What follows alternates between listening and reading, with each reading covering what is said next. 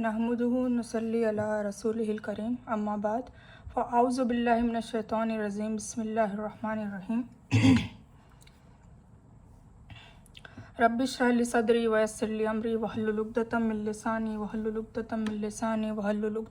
लिसानी यफ़क़हू क़ौली रब्बना आतिना मिन लदुनका रहमतम व हय्यि लना मिन अमरिना रशदा। अस्सलामु अलैकुम व रहमतुल्लाहि व बरकातुहू। अल्हम्दुलिल्लाह रमज़ान का 24वां रोज़ा आज हमने इफ्तारी भी कर लिए।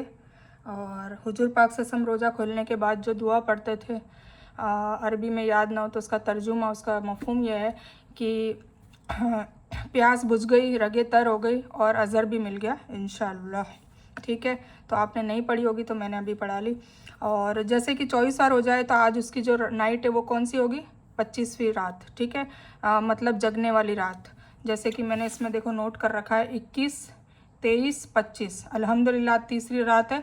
फिर इंशाल्लाह हमें 27, 29 और 31 भी जगने का मौका मिलेगा। और इंशाल्लाह इन के अंदर अंदर ही शब कद्र है तो हम हमारा अमाल नामा चेंज करवा सकते हैं अल्लाह को राज़ी करके। आज की जो तस्बीह है वो अल्लाहुम्मा अज़िरना मिनन नार जो डे में पढ़ी जाती है, मैंने बताया था पहले भी। और अल्लाहुम्मा इन्नका अफ़ून तुहिब्बुल अफ़्वा फ़अफ़ु अन्नी, ये नाइट में, मतलब आज जगने की रात है तो बेशक आपको ये तस्बीह पढ़नी है। ठीक है, जब भी आप नमाज़ पढ़ें फिर कुरान का तर्जुमा सुने या पढ़ें और फिर उसके अलावा फ़ारिग हों या थक जाएँ थोड़ा तो फिर आप तस्बीह लेके बैठ जाएं या लेटे लेटे भी तस्बीह लेके आप ये पढ़ते रहे कसरत से। अल्लाहुम्मा इन्नका अफ़ून तुहिब्बुल अफ़्वा फ़अफ़ु अन्ना। इसका मतलब ये है कि ये अल्लाह तू माफ़ करता है, तुझे माफ़ करना पसंद है। हिब मतलब पसंद, ठीक है, पसंद करता है और हमें माफ़ कर दे, फ़अफ़ु अन्ना। ठीक है, तो ये इसका तर्जुमा है। तो तर्जुमे के साथ मतलब तर्जुमे को दिमाग में दिल में रखते हुए आप ये पढ़ेंगे तो इंशाल्लाह उसमें खुशू और खुजू आएगा और इंशाल्लाह आपकी दुआएं कबूल भी होगी। आज जैसे कि मैंने अभी ऑडियो भी भेजा है, सबने सुन लिया होगा, पता नहीं सुनेंगे, जो भी है वॉटेवर। पर मुझे पता नहीं दिलो दिल में मुझे 2-3 दिन से ये ख्याल भी आ रहा था कि नमाज़ों के बारे में कुछ चीज़ें ऐसी है जो बचपन से गलत फहमी डाली गई है और उसका कोई सही हदीस में या कोई उसका कोई कहीं हदीसों में हमें मिलती नहीं है।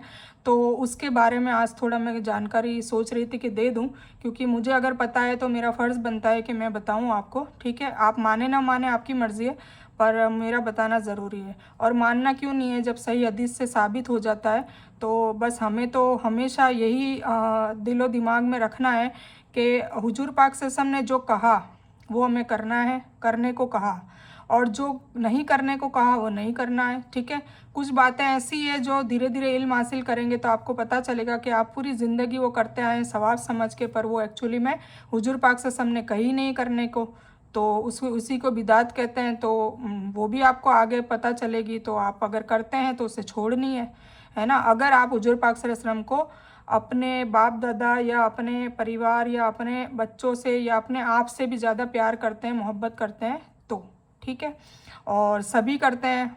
मेरा इरादा है, मतलब मेरा ये मानना है कि सभी को मोहब्बत होगी इंशाअल्लाह। अल्लाह और उसके नबी, उसके रसूल सल्लल्लाहु अलैहि वसल्लम से हमारे परिवार से बढ़कर होगी। और कुरान में भी सूरह अहज़ाब में आ रखा है कि तुम्हें, अल्लाह कह रहा है कि तुम्हें जब तुम मुझे और मेरे रसूल को सल्लल्लाहु अलैहि वसल्लम को अपने अजवाज मतलब अपने शौहर, अपने बीवी बच्चे, अपने माल दौलत, अपनी शोहरत, अपनी इज़्ज़त, मतलब हर चीज़ से ज़्यादा अगर मोहब्बत करने लग जाओगे तो हम भी फिर तुम्हें इस तरीके से मोहब्बत करने लग जाएंगे। ठीक है, तो इंशाल्लाह सबको ये समझने की ज़रूरत है और इस पर अमल करने की भी ज़रूरत है। तो कई बातें ऐसी है जो हमें धीरे धीरे पता चलेगी, तो जो गलत है उसे छोड़ना है, तर्क करना है। और जो इसीलिए तो हम इल्म हासिल कर रहे हैं। इल्म हासिल करने से पहले हम कुछ कोताहियाँ कर रहे थे या सुनी सुनाई बातों पे अमल कर रहे थे या जो भी चीज़ हम गौर फिक्र नहीं कर रहे थे। अब इल्म हासिल करने की कैटेगरी में आ गए तो जैसे जैसे हमें पता चलेगा तो हमें वो अमल लाना है। तो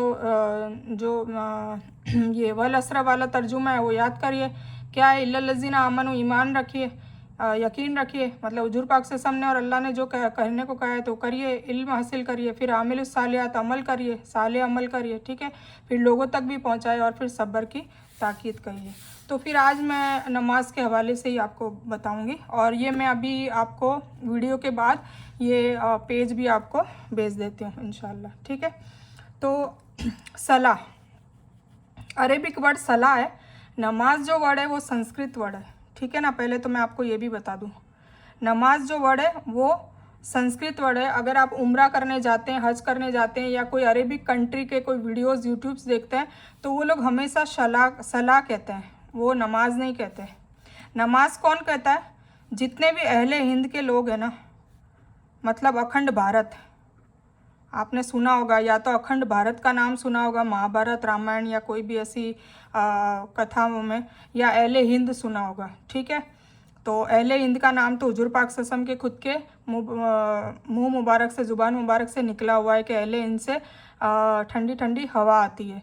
तो खैर ये हदीस मैं आपको उस वक्त सुनाऊंगी जब हमारा क्या फ़र्ज़ है, हमें हुजूर पाक सल्लल्लाहु अलैहि वसल्लम ने क्या करने को कहा है, तो उस वक्त ये हदीस कोट करके मैं बताऊंगी इंशाल्लाह, क्योंकि उन्होंने हमें मुखातिब करके कहा था अहले हिंद के लोगों के लिए, ठीक है। तो नमाज जो वर्ड है ना, नम संधि विच्छेदन होता है ना, हिंदी वाले लोगों को सबको पता होगा, नम और अज, ये इसका विच्छेदन किया मैंने, इसको तोड़ दिया, नम प्लस अज। नम मतलब झुकना, नम का मतलब होता है झुकना, ठीक है, और अज का मतलब होता है अंग, मतलब हमारे अंगों को झुकाना, ठीक है। इससे नमाज का वर्ड आया है, ठीक है। अब संस्कृत में जैसे वेदों में और इनके पुराण में ये जो नमाज, मतलब ये क्या है, अष्टांग के नाम पे ये जानी जाती है, अष्टांग। ये लोग खुद भी, जो नॉन मुस्लिम से, वो लोग भी सजदा करते हैं, ठीक है। तो वो जब मूर्ति के सामने जब अष्टांग करते हैं, तो उस अष्टांग का मतलब अष्ट, इसको भी हम तोड़ेंगे तो अष्ट प्लस अंग मतलब 8 अंग, ठीक है ना, 8 अंग, 8 ऑर्गन्स। ये मैं क्यों समझा रही हूँ आपको अभी समझ में आ जाएगा। देखो, नॉलेज सब चीज़ का होना चाहिए, इसीलिए कल को कोई आपको पूछ ही ले कि सलाह है इसका मतलब तो, और नमाज ये कहाँ से आया, तो आपको पता होना चाहिए। तो संस्कृत वर्ड है, और हम जैसे कि हम संस्कृत कल्चर के अंदर रहते हैं, क्योंकि अहले हिंद, अखंड भारत में पहले 15 कंट्रीज़ आती थी, 15 देश आते थे, ठीक है ना। उसमें इंडिया मतलब भारत और पाकिस्तान जो अभी है, पहले ये शामिल था, फिर श्रीलंका, अफ़गानिस्तान और नेपाल, भूटान और बलूचिस्तान, बांग्लादेश, चाइना, ये सब है ना। मतलब 15 कंट्रीज़ का जो मिलावट वाला जो था, उसको अखंड भारत कहा जाता था पहले, ठीक है। वो अहले हिंद कहलाता था। खुरासान, कई 15 कंट्रीज आसपास के, ठीक है। एशिया कॉन्टिनेंटल जो कहा जाता है, ठीक है ना। तो खैर हम उसकी कोई पढ़ाई नहीं कर रहे, ताकि मैं फिर बहुत दूर चली जाऊंगी। तो आपको समझाने के लिए मैं कह रही हूँ कि अखंड भारत में 15 कंट्रीज आती थी, ठीक है। तो अब ये 8 ऑर्गन्स को अष्टांग वो कहते थे। और जैसे हम सजदा करते हैं ना, हमारे 2 हाथ हो गए, ये ज़मीन पर लगते हैं, ठीक है, जब हम सजदा करते हैं तो। फिर हमारे 2 घुटने भी लगते हैं, फिर हमारे 2 पंजे भी लगते हैं, 6 हो गए। फिर हमारी पेशानी लगती है, टकराती है, मतलब उसको टच करना ज़रूरी है। और फिर हमारी नाक लगती है, हो गए 2 हमारे पंजे, 2 हमारे घुटने, 2 हमारे पैरों के पंजे, 6, और 1 नाक और 1 पेशानी, कितने हो गए? 8। तो अष्टांग, 8 अंगों से मतलब नमना, झुकना, ठीक है। तो वो सजदा भी हम भी करते हैं, उसको हम सजदा कहते हैं, और ये लोग नम अज अष्टांग कहते हैं। तो ये नमाज जो है ना, ये वर्ड संस्कृत में से हम लोगों ने ले लिया। और मुझे ताज्जुब होता है कि पाकिस्तान वाले भी नमाज कहते हैं, बांग्लादेश वाले भी नमाज कहते हैं, और कई जो आसपास हमारे इंडिया के आसपास है ना, वो लोग नमाज ही कहते हैं। जब उम्रा करने जाते हैं ना, तो वो लोग फिर नमाज ही बोलते हैं इसको। तो इसीलिए ये अखंड भारत का जब मैंने सर्च करा कि ये भाई नमाज वर्ड कौन कौन बोलता है, क्यों बोलता है, कहाँ से आया, तो अल्हम्दुलिल्लाह ये सब मुझे पता चला, तो मैंने आपको बता दिया, ठीक है। तो ये तो हो गया नमाज वर्ड, ठीक है। हालांकि ये मेरा अभी कोई टॉपिक समझाने का मकसद नहीं था, पर बस जैसे जैसे अल्लाह याद दिलाता है तो मैं कर देती हूँ, तो मैंने ये आपको बता दिया। अब हम आते हैं मेन टॉपिक पे, जो कई लोगों का मसला है, तो इंशाल्लाह आज वो हम ख़त्म कर देंगे, आज वो मसला हल कर देते हैं। क्योंकि कई लोग जब भी मैं ये कोई वर्कशॉप या दरस कह लें या इस्तिमा कह लें, अलग अलग नाम कह लें, बाकी काम तो मेरा एक ही होता है। तो जब से मैंने करना शुरू किया है ना, तब से ये सवाल मुझे कसरत से मुझसे पूछते हैं लोग, कसरत से पूछते हैं। तो इसीलिए आज 2 लोगों ने पूछा तो मैंने सोचा कि चलो अब बाकी के 38 लोगों को मौका ही नहीं देते, हम पहले समझा देते हैं। ठीक है, ये समझाने के बाद भी वो 2 वीडियो 3 वीडियो मैंने उम्र कज़ा की भेजी, वो देखनी है। क्यों? क्योंकि आप खुद भी अमल करें और आप लोगों को भी अमल करवाएं, वो हदीसों के हवाले देकर, क्योंकि सही हदीस से साबित है। सारा मैं इतना लंबा चौड़ा मैं नहीं बता सकती, इसलिए मैंने वीडियो भेज दिया। तो आप खुद चेक करें, आप हदीसें लाएं या आप ऐप में ढूंढें, तो आप चेक करें, आपको यकीन नहीं होता है। और फिर हदीस आ गई, सही हदीस आ गई, उससे साबित हो गया। मतलब सही हदीस का मतलब हुजूर पाक सल्लल्लाहु अलैहि वसल्लम ने हमको कह दिया कि भाई इस तरीके से पढ़नी है नमाज, तो हमें फिर वैसे ही पढ़नी है। ठीक है, तो मैंने इसीलिए अलग अलग आलिमों से भेजा है, 2-3 उलमाओं के साथ भेजा मैंने, और भी उलमा के हैं मेरे पास, पर आपको समझाने के मकसद से कि इतना काफ़ी है कि हम सिर्फ इसी टॉपिक में उलझे रहना नहीं चाहते, हमें और भी आगे बहुत कुछ सीखना और समझना है। ठीक है, तो हम टाइम को ज़ाया ना करते हुए स्टार्ट करते हैं। तो पहले ये जो चार्ट है ना, वो चार्ट को समझने से पहले मैं आपको कुछ चीज़ आपके दिमाग में डालना चाहती हूँ। तो मैं आपको बताती हूँ कि मैं क्या बताना चाह रही हूँ। देखिए, नमाज या सला कुछ भी कह लो, मतलब नमाज जो है हमारी, उसमें अरबिक के हिसाब से हमें, हमारे हिसाब से नहीं चलना है, जो अरबिक के हिसाब से, मतलब हुजूर पाक सल्लल्लाहु अलैहि वसल्लम की रिवायत के हिसाब से नमाज के 2 टाइप्स हैं। एक तो फ़र्ज, मतलब 2 रकातें हैं, फ़र्ज रकातें हैं और नफल रकातें हैं। ठीक है, ये तो हो गया अरेबिक लिहाज से। जितने भी अरेबिक कंट्री वाले लोग हैं जो अखंड भारत से अलग है, अब आपको अखंड भारत मेरा समझाने का मकसद ये था, अब आप समझ जाएंगे कि अहले हिंद या अखंड भारत में 15 कंट्रीज आती, उनके अलावा जो भी ईरानी है, इराकी है, बर्लिनिया के हैं, गल्फ़ कंट्री के हैं, दुबई वगैरह वहाँ के, और ये रियाद के, मक्का मदीना के जितने भी मतलब अरबिक लोग हैं ना, अरबिक कल्चर वाले, वो सुन्नत, मतलब सुन्नत नमाज में ये बोलते ही नहीं है, फ़र्ज और नफल, बस यही वो बोलते हैं, यही है। ठीक है, अब हम आ जाएं कि हमारे कल्चर के हिसाब से, हिंदी कल्चर के हिसाब से, तो हमारे उलमाओं ने उसमें 3-4 नाम ऐड कर दिए हैं। तो कर दिए उसको 4, फ़र्ज कर दिया, फिर सुन्नत कर दिया और नफल कर दिया। ठीक है, और सुन्नत में भी उन्होंने 2 कैटेगरी डाल दी, सुन्नत मौक़िदा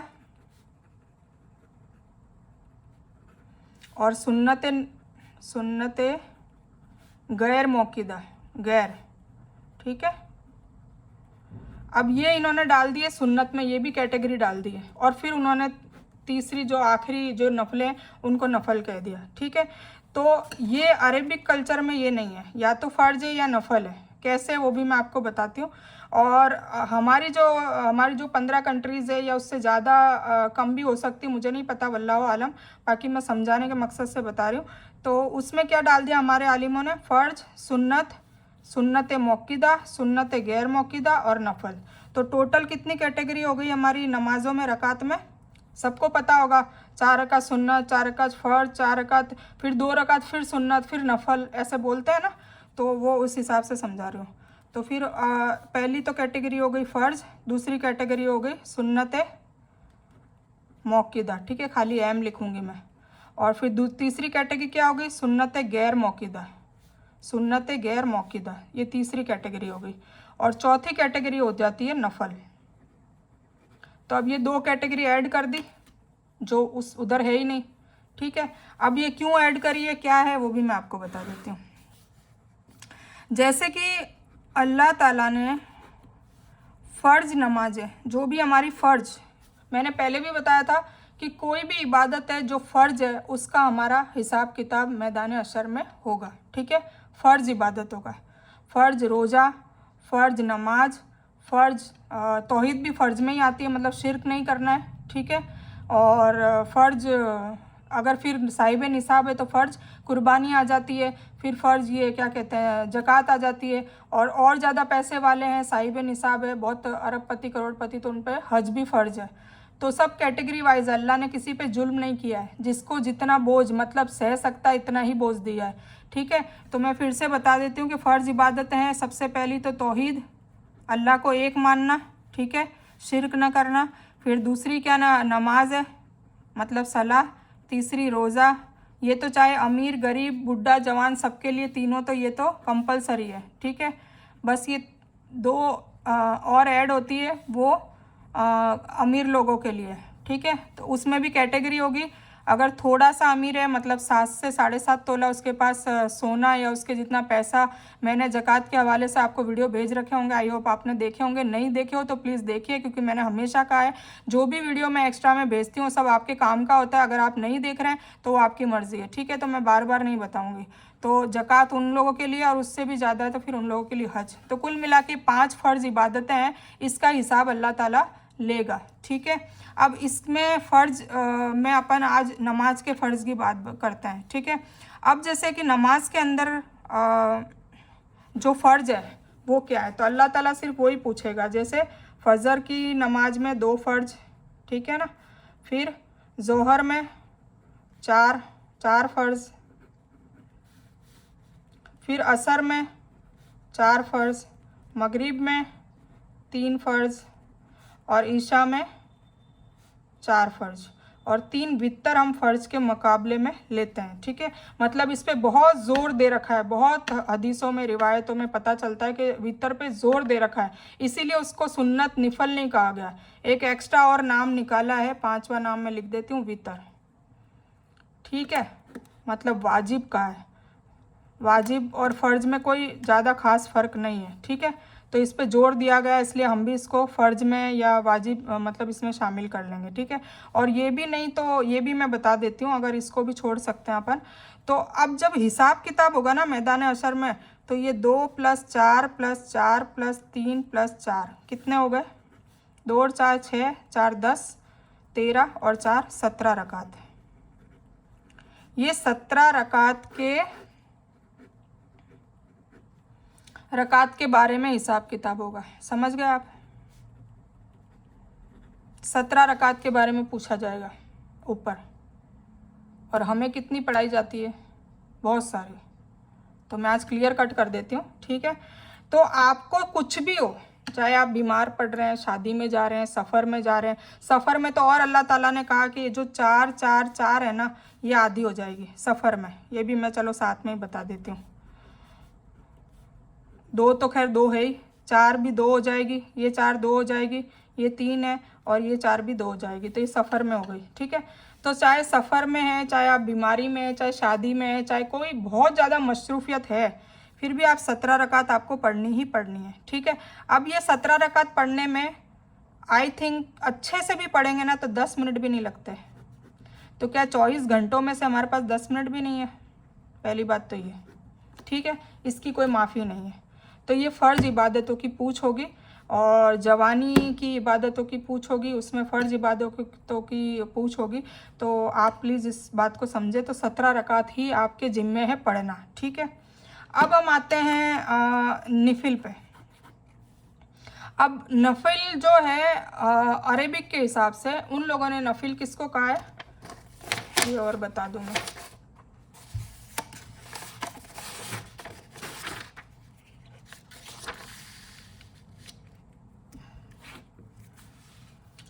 अरेबिक के हिसाब से देखें तो फ़र्ज़ तो जो अरेबिक में है या पूरे इंडिया में, पूरे इजमाए मुस्लिम में एक ही फ़र्ज़ होनी चाहिए, और है, इसमें कोई फ़र्क नहीं करा है, ठीक है। तो फ़र्ज़ तो मैंने आपको बता ही दी थी, 2 4 4 3 और 4, ये तो हो गई 17 रकात, ये फ़र्ज़ हो गई, ठीक है, जो हमें कंपलसरी पढ़नी है, इसकी कोई माफ़ी नहीं है। अब क्या आता है कि अरेबिक में जो हुजूर पाक सल्लल्लाहु अलैहि वसल्लम ने पढ़ी है ना,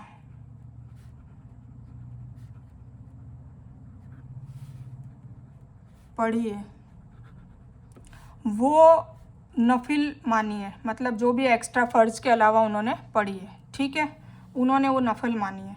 पर हमारे इंडिया में ये सब चेंज हो गया। क्या हुआ कि जो हुजूर पाक सल्लल्लाहु अलैहि वसल्लम ने अदा करी या पढ़ी है कसरत से, वो लोग तो अरबिक लोग तो नफल कहते हैं, एक ही नाम दे रखा है। पर हमारे यहाँ इस जो हुजूर पाक से हमने पढ़ी है उसको सुन्नत मौक़िदा कहते हैं।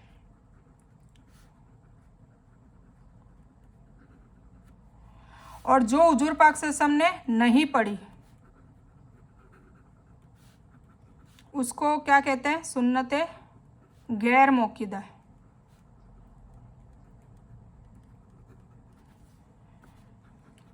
सुन्नत का मतलब आपको मैंने बता ही दिया था। सुन्नत का मतलब क्या है? हुजूर पाक सल्लल्लाहु अलैहि वसल्लम ने जो भी किया, ठीक है ना, मतलब जो उन्होंने एक्शन किया, जो करके दिखाया, समझ में आ गया ये चीज़? ठीक है। अब मौक़िदा का मतलब है हर मौके पे अदा किया। इसको हम तोड़ देंगे, हर मौके पे अदा की,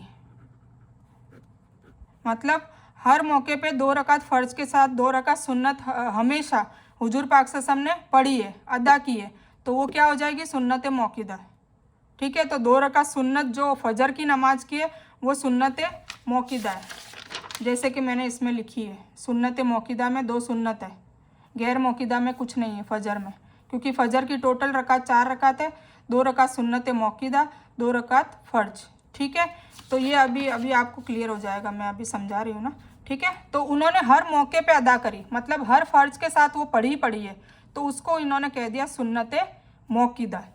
और जो उन्होंने कभी कभार पढ़ी हो या नहीं भी पढ़ी, मतलब कभी से पढ़ी होगी या बिल्कुल नहीं पढ़ी, तो उसको इन्होंने कह दिया सुन्नत गैर मौक़िदा।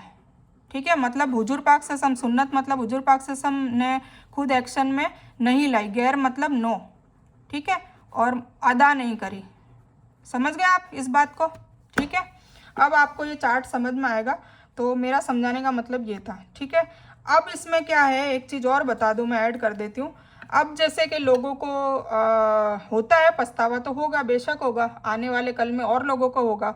और जो भी दीन में पहला कदम रखता है तो उसे सबसे पहला अफसोस यही होता है कि उसने नमाज़ें ज़ाया कर दी, क्योंकि नमाज के बारे में कई चीज़ें आती है कुरान और हदीस के हवाले से भी, और हुजूर पाक से हमने और कई स्कॉलर्स भी बोलते हैं, रिवायतों के हिसाब से आलिम लोग बोलते हैं कि नमाज कुफर और काफिर और मुस्लिम के बीच की दीवार है, मतलब अगर नमाज नहीं पढ़ता तो काफिर हो जाता है, नाउज़ुबिल्लाह। तो कई चीज़ें ऐसी आती है, तो हर किसी को टेंशन होती है और होनी भी चाहिए। ठीक है। तो पर उसका हल भी है, ऐसी बात नहीं है कि हल नहीं है। ठीक है ना। तो अब इसके लिए क्या करना है मैं आपको ये बता दूं।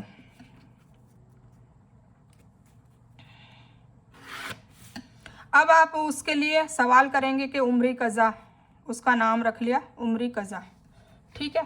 कि उम्री कज़ा कई फ़िरक़ों में और कई लोग बोलते हैं, उनके पास कोई दलील नहीं है, दलील नहीं है। आप भी मांगे, अगर आप में है तो आप थोड़ा सा उनको, थोड़ा अक्ल आपकी भी यूज़ करिए, उनसे दलील मांगिए कि हमको दलील ला के दो, कोई हदीस बताओ जिसमें उम्री कज़ा ऐसे हुजूर पाक सल्लल्लाहु अलैहि वसल्लम ने तो खैर कभी छोड़ी नहीं है, कोई सहाबा या कोई तबे ताबीन या किसी ने ऐसा कराओ। ठीक है। पर जो हुजूर पाक सल्लल्लाहु अलैहि वसल्लम ने कहा हो कि भाई ऐसा तुम्हारे से अगर रह जाए कल को तो तुम ऐसे अदा कर सकते हो, ऐसा कोई हुजूर पाक सल्लल्लाहु अलैहि वसल्लम का जुमला कहीं से भी लेकर आए, उनसे ये सवाल करें आप। ठीक है। और नहीं तो आप मेरी बात माने, और मैं आपको सही दलीलों के हिसाब से बता रही हूँ, और फिर उसके बाद भी आपको नहीं माननी हो तो वो आपकी मर्ज़ी है, पर मेरा फ़र्ज़ अदा हो जाएगा बताकर। ठीक है। तो उम्री कज़ा लोग क्या कहते हैं कि भाई तुम 60 साल के हो गए, मैं नहीं बता रही इतना सब, मैंने ऑडियो में ले लिया है कि तुम इतने साल के हो गए तो तुम्हें इतना पढ़ना है, इतना पढ़ना है। अब उसका कुछ नहीं, उम्री कज़ा का एक ही है कि सबसे पहले तौबा, इलाज बता रही हूँ मैं। ठीक है ना। क्या करना है, सबसे पहले तौबा करनी है, मतलब रो रो के अल्लाह से माफ़ी मांगनी है, मग़फ़िरत तलब करनी है। तौबा में शर्त क्या है कि पहली बात तो आइंदा, जैसे आज आपने तौबा मांगी है, ठीक है, तो आज से आपकी फ़र्ज़ नमाज़ें नहीं जानी चाहिए। पहली तौबा का शर्त यही है, तौबा का शर्त यही है। ठीक है ना। नमाज़ें नहीं जानी चाहिए चाहे कुछ ही हो जाए। एक तो ये हो गई शर्त, तौबा का मतलब ही ये होता है। ठीक है। और आप इतने गमज़दा और इतने वो हो कि भाई आप आने वाले टाइम में नमाज़ों को कज़ा भी नहीं करेंगे, तो पहली तो ये तौबा हो गई, और आने के टाइम में आप कभी छोड़ेंगे नहीं इसको। ठीक है। नमाज छोड़नी नहीं है।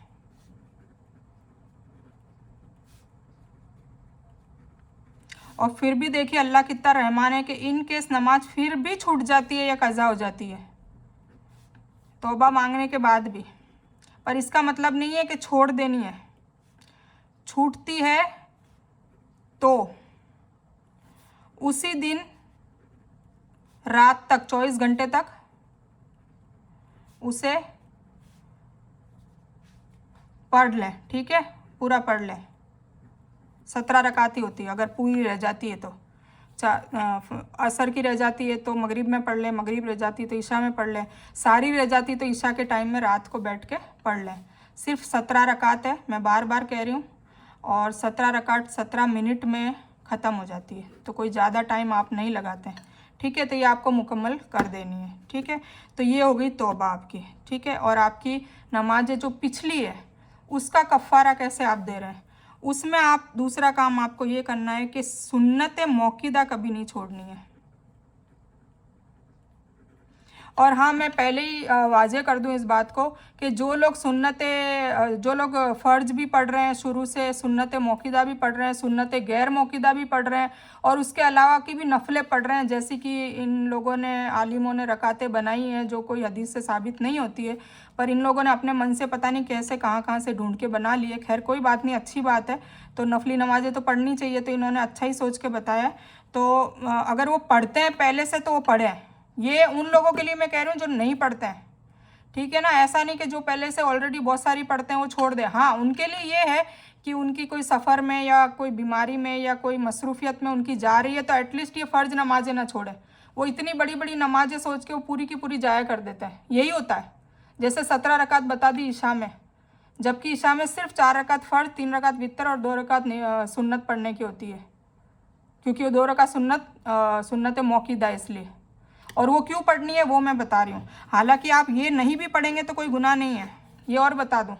पर अब जैसे कि आपकी उम्री कज़ा भी आपको करनी है, ठीक है ना, कफ़ारा भी देना है कि भाई पहले की रह गई, तो सुन्नत मौक़िदा निकाली ही अल्लाह ने इसलिए, और वो भी 17 रकात ही है, इसीलिए आप समझे 17 फ़र्ज है और 17 की जगह 17 रकात सुन्नत मौक़िदा है। मैं गिनाती हूँ आपको, 2 रकात सुन्नत फजर की, 4 रकात सुन्नत जौहर की, 2 रकात सुन्नत जौहर की, ठीक है, और फिर 2 रकात सुन्नत मगरिब की, और 2 रकात सुन्नत ईशा की, और 3 रकात ये वितर, ठीक है। तो अपन गिनते हैं, 2 और 4 6, और 2 8, 2 10, 2 12, और 3 15, 3 15, और एक और कौन सी मैं बोल रही थी, 15 रकात,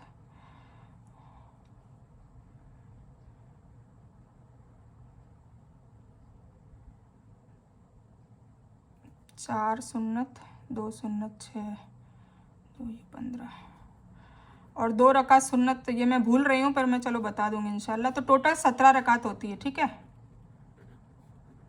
वो वीडियो में भी आपको बताया होगा, ठीक है, मैं भूल रही हूँ। तो टोटल 17 रकात है, ठीक है।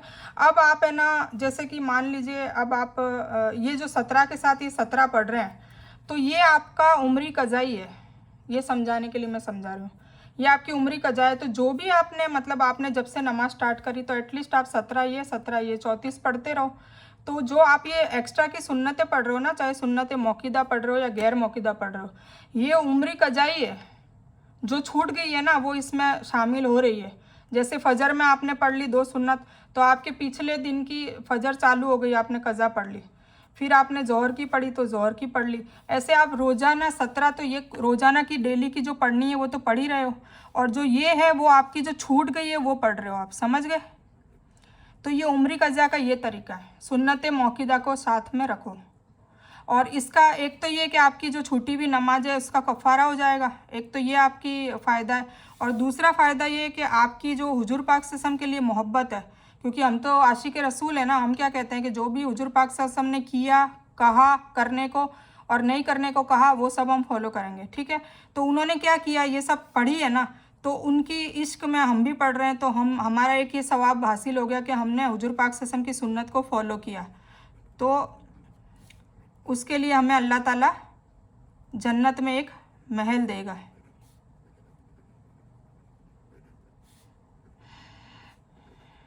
देंगे, ठीक है। तो इसके 2 फ़ायदे हैं, एक तो हमारी नमाज़ों का कफ़ारा भी हो जाएगा, और फिर हमें जन्नत में महल भी मिलेगा। ठीक है, तो आई होप मुझे अब इतना डिटेल में मैंने बता दिया है तो मुझे समझाने की ज़रूरत नहीं पड़ेगी। तो अब मैं आपको ये चार्ट मैं वैसे स्क्रीनशॉट भी भेजूँगी, आप नोट डाउन कर लेना। ठीक है, तो मैंने सुन्नत गैर मौक़िदा भी खैर टाइम टेबल में लिखी है, तो जो ऑलरेडी पढ़ते हो और या जिसको ऐसा है कि नहीं हम तो पूरी पढ़ेंगे, हमने आप चालू कर दी और हम नहीं छोड़ेंगे, तो बेशक पढ़ें, कोई गलत काम नहीं है, आपके कफ़ारे अदा होते रहेंगे। पर समझाने का मतलब ये था कि अपने आप पे बोझ न ला दे। ठीक है, उससे क्या होता है, जैसे ईशा की नमाज के लिए 17 रकात हो जाती, तो कई बार ईशा की नमाज बिल्कुल छोड़ देते हैं। तो बिल्कुल छोड़ने से बदले तो ये है ना कि आप 4 और 3 7 रकात एटलीस्ट पढ़ लो, इसीलिए मैं आपको बता रही हूँ। तो छोटी सी होगी तो आप छोड़ोगे नहीं कि चलो इतनी तो अदा कर ही सकते हैं और ये ही फ़र्ज़ है, बाकी नहीं पढ़ेंगे तो चलेगा, और बाकी आप फ्री हैं तो पढ़ें। समझ गए आप मेरी बात? तो अब मैं आपको ये बता देती हूँ, तो आप ये नोट डाउन कर लेंगे, मैं आपको स्क्रीनशॉट भी भेजने वाली हूँ। तो हमारी जैसे कि 5 वक्त की जो नमाज है वो फ़र्ज़ है, फ़जर, जोहर, असर, मगरिब और ईशा। ठीक है, फ़जर की जो नमाज है उसमें हमारी 4 रकात टोटल होती है, उसमें 2 रकात फ़र्ज़ है और 2 रकात सुन्नत मौक़िदा है। मतलब मौक़िदा हमें पढ़नी है ना, जैसे कि मैंने बताया था, तो 2 और 2 ये दोनों पढ़नी है हमें। ठीक है, तो ये हो गई। जो ये यहाँ लिखा है ना वो तो हमें पढ़नी है, और ये लिखा है वो जब भी आपके पास टाइम हो तो पढ़े,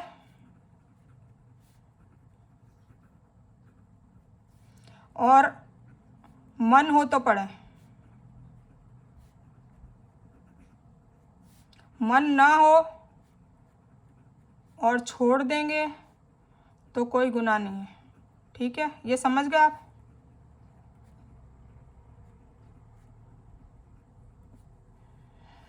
पर ये फ़र्ज छोड़ेंगे तो गुनाह होगा। ठीक है, चलो तो अब मैं आपको बता देती हूँ। फ़जर की जैसे 2 रकात फ़र्ज है, 2 रकात सुन्नत है, तो ये आपको पढ़नी है। जोहर में आपको 4 रकात फ़र्ज है, 4 रकात सुन्नत है और 2 रकात सुन्नत है। ये सुन्नत मौक़िदा है, हुज़ूर पाक सल्लल्लाहु अलैहि वसल्लम ने 4 4 और 2 10 रकातें पढ़ी है। ठीक है, तो हमें ये पढ़नी है। वैसे हमें बताया जाता है 12 रकातों का, तो ये 2 रकात नफल में आती है। अब आप ये पढ़ें ना पढ़ें आपकी मर्ज़ी है। ठीक है ना, नहीं पढ़ेंगे तो कोई गुनाह नहीं है, पढ़ेंगे तो सवाब है। ठीक है, असर की नमाज 4 रकात फ़र्ज ही पढ़ी थी हुजूर पाक सल्लल्लाहु अलैहि वसल्लम ने, कोई सुन्नत नहीं पढ़ी थी, कभी कभार पढ़ लेते थे। तो ये नफल में आती है, सुन्नत गैर मौक़िदा में आती है। ठीक है, और ये पूरे इजमाए मुस्लिम का ये इस पे वो है।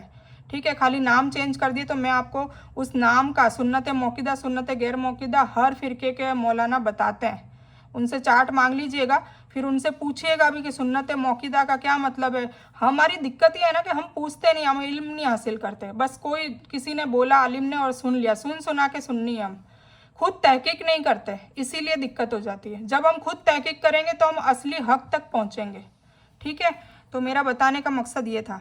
तो 4 असर की जो फ़र्ज है वो पढ़नी है, 4 सुन्नत अगर आपकी इच्छा है तो पढ़े, मैंने इधर लिख दिया है क्योंकि गैर मौक़िदा है। ठीक है, फिर मगरिब में 3 फ़र्ज पढ़नी है और 2 सुन्नत हुजूर पाक सल्लल्लाहु अलैहि वसल्लम ने पढ़ी थी इसलिए पढ़नी है। तो 3 फ़र्ज और 2 सुन्नत मौक़िदा ये हमें पढ़नी है, और 2 रकात नफिल छोड़ सकते हैं। ठीक है, फिर ईशा में हमें 4 फ़र्ज और 3 वितर और 2 सुन्नत, ये बस 4 3 7 और 9 रकातें पढ़नी है। ठीक है, इसके अलावा 4 जैसे सुन्नत पहले पढ़ी जाती है, फिर 2 नफल, फिर 2 नफल ये पढ़े जाते हैं, तो ये आप नहीं छोड़ सकते हैं। ठीक है, तो ये है। अब इसमें भी आप सिर्फ ये पढ़ेंगे तो भी आपकी गुनाहों की माफ़ी है, कोई इसमें वो नहीं है। पर सुन्नत मौक़िदा हम क्यों पढ़ेंगे, ये जो एक्स्ट्रा हम क्यों पढ़ेंगे, ये टोटल हो गई ना, 4 और 4 8, 2 10, 3 13, 4 17, ये टोटल 17, क्योंकि मैंने फ़र्ज बोला था ना, तो ये फ़र्ज हो गई। ठीक है, अब गैर मौक़िदा में 4 4 2 6 8 10 12 और ये 3 15, 3 वितर वाली 15 और 2 और शामिल कर दीजिए, 17 रकात ये हो गई। 17 रकात ये और 17 रकात ये, तो ये आपको कंपलसरी पढ़नी है। ठीक है, ये आप पढ़ेंगे तो आपको 2 फ़ायदे होंगे। एक तो हुजूर पाक सल्लल्लाहु अलैहि वसल्लम के नक्शे कदम पर चलने का आपको सवाब मिलेगा, उनकी मोहब्बत हासिल होगी, कुर्बत हासिल होगी, और एक आपको महल मिलेगा जन्नत में। ठीक है, तो जिसको ये दोनों चीज़ें भी चाहिए वो ये इसके साथ ये भी पढ़े। और तीसरा आपका क्या होगा कि जो भी आपने अभी तक नहीं पढ़ी है, जो उम्री कज़ा का बार बार सवाल दिमाग में आता है, तो ये उम्री कज़ा ही है, तो इस उम्री कज़ा भी हो गई आपकी। ठीक है ना। उसके लिए आपको ये जो बिदात ला रहे हैं 4 रकात एक्स्ट्रा नमाज पढ़ने की जुम्मा के दिन, और उसमें आप उम्र कज़ा पूरी माफ़ करवा देंगे, या फिर कुछ लोग ऐसा कहते हैं कि हर नमाज के साथ 5-5 टाइम की बांध लो और वो पढ़ते रहो। नहीं नहीं नहीं, अल्लाह ने ये नहीं कहा है, अपने आप पे इतना बोझ न डालें। अब आपको मैंने ये समझा दिया, और आज मैंने टॉपिक स्पेशल नमाज का लेने का मकसद ही ये था कि सबके दिलो दिमाग, कान, नाक, आँख, पट्ठे सब में समझ में आ जाए कि एक्चुअल नमाज हमें कितनी पढ़नी चाहिए और कितनी नहीं पढ़ने, मतलब नहीं पढ़ने को नहीं कहा है, पर एक्स्ट्रा टाइम हो तो पढ़े, पर ये हमें नहीं छोड़नी है। अब सोचिए कि आज अगर किसी को पता चला है, जो नमाज नहीं पढ़ता, स्टूडेंट होगा या बूढ़ी औरतें होगी जिनमें ताकत नहीं है ज़्यादा पढ़ने की, ठीक है, उनको अगर मैं ये कहूँ कि आप सिर्फ 2 रकात फ़र्ज पढ़ लो, 4 फ़र्ज पढ़ लो, 4 असर की फ़र्ज पढ़ लो, 3 मगरिब की फ़र्ज पढ़ लो, ईशा की 4 फ़र्ज पढ़ लो और 3 वितर पढ़ लो, वो खुश हो जाएंगे। यकीनन वो ये 17 रकातें पढ़ने के लिए गारंटी लेंगे कि हम ज़िंदगी भर नहीं छोड़ेंगे। पर उनको इतनी बड़ी नमाजें दिखा के इंसान पहले सोचता है यार इतनी सारी कब स्टार्ट करेंगे, कब करेंगे, तो ज़िंदगी भर वो कर भी नहीं पाता है। तो ये सोचने की ज़रूरत है, यही हिकमत वाली बातें हैं।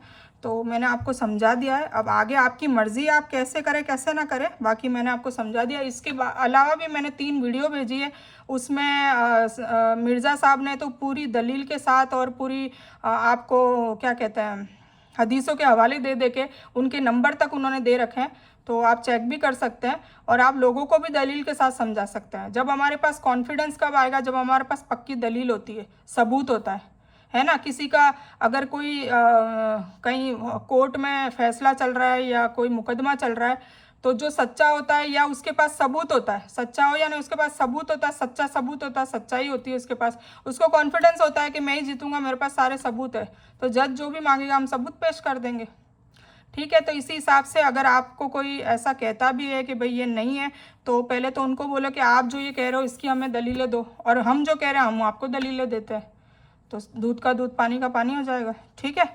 तो कुल मिला के अब हम इस बयान को यहीं ख़त्म करते हैं। आई होप आपको समझ में आ गया होगा। मैंने मेरे हिसाब से तो बहुत तफसील से, अच्छे से और इत्मीनान से समझाया था आपको, और मैं अभी इसकी आपको स्क्रीनशॉट भी भेज देती हूँ ताकि आपके दिमाग में रहे और आप नोट डाउन कर लें, ठीक है। तो ठीक है, आज का बयान यहीं मुकम्मल करते हैं। तो इस बयान में कुछ भी दीन की अच्छी और हक बात आई है वो सिर्फ अल्लाह की तरफ से है, और बुरी या गलत बात जो गलती से या जज्बात में आकर मेरे मुंह से कुछ भी गलत वर्ड या कोई बात निकल गई हो मेरी तरफ से, तो मैं उस गलती के लिए अपने अल्लाह अज़्ज़ व जल से और आप लोगों से माफ़ी की तलबगार हूँ।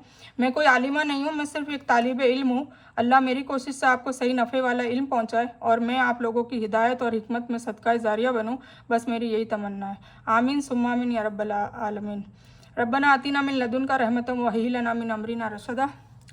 अल्लाहुम्मा सल्लि अला मोहम्मद व अला आलि मोहम्मद कमा सल्लैता अला इब्राहीम व अला आलि इब्राहीम इन्नका हमीदुम मजीद। अल्लाहुम्मा बारिक अला मोहम्मद व अला आलि मोहम्मद कमा बारकता अला इब्राहीम व अला आलि इब्राहीम इन्नका हमीदुम मजीद। व आखिरु दावाना अनिल हम्दुलिल्लाहि रब्बिल आलमीन।